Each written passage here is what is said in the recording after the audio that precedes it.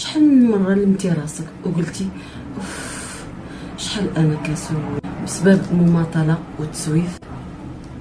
واش بصح انت كسوله؟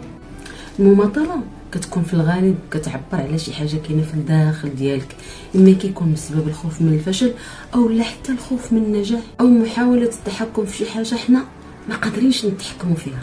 شحال هادي كنت كنكون باغيه ندير شي حاجه وكنبقى ناجل اليوم غدا اليوم غدا وكنحس بواحد التانيب كبير، واكتشفت ان مور هذا التاجيل واحد الخوف كبير، اما كنخاف من اراء الاخرين ما نكونش تقنت هذيك الحاجه، اولا كنخاف ما ننجحش الا درت هذيك الحاجه، وبديت كنتعامل مع الخوف ماشي مع المماطله والتسويف. هذا الشيء غير كل شيء في حياتك. عمرك ما تعاودي تلومي راسك من اليوم، غير فهمي شنو كاين من مور هذا السلوك وغادي تزيدي للقدام. هذه هي اول خطوه للتحرر من انك تلومي ذاتك.